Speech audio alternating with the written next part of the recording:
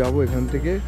তা কালকে আমরা সরাইঘাট এক্সপ্রেস করে স্লিপারে টিকিট কাটা ছিল, যেটার প্রাইস ছিল 500 টাকা ছিল। আর খুব কষ্টকর যাতায়াত ছিল গরমকালের মধ্যে। তো আমরা করে ঠরে তারপর আমরা শিলিগুড়িতে নেমে যাই রাত্রি 2টোর সময়। ভোরবেলা 5টার সময় গাড়ি ধরে সকাল 10টার মধ্যে আমরা চলে আসি হোটেল কানাকেয়া রেসিডেন্সি বলেই হোটেলটা।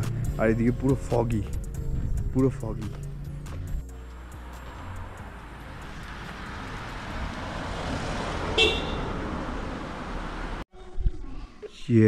আজকে আমাদের এটা হচ্ছে হোটেল কানাকিয়া রেসিডেন্সি, আর এটা আমাদের গাড়ি আজকে রাবাংলা যাচ্ছি। বাট আমাদের ওই গাড়িটা খুব সুন্দর ছিল, যেটা শিলিগুড়ি থেকে আমাকে এই অবধি নিয়ে এসছে রাবাংলাতে, তাড়াতাড়ি আনছে।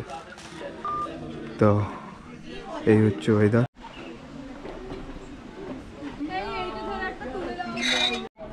আমরা চলে এসেছি এখন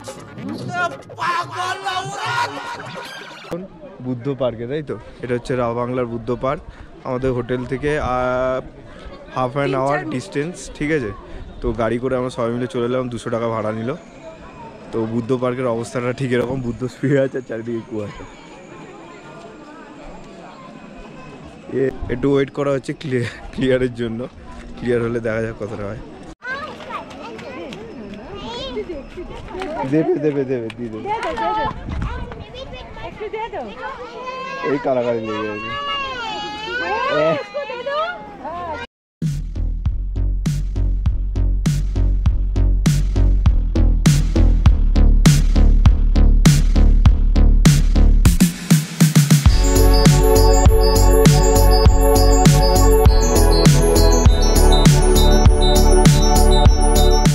এবারে ঠিক আমরা চলে এসেছি বুদ্ধ পার্কের এই দিকটা রাইট সাইডে, আর পেছন দিকে এন্ট্রেন্স ছিল। আর এই দিক দিয়ে ভিউটা মানে অসাধারণ লাগছে।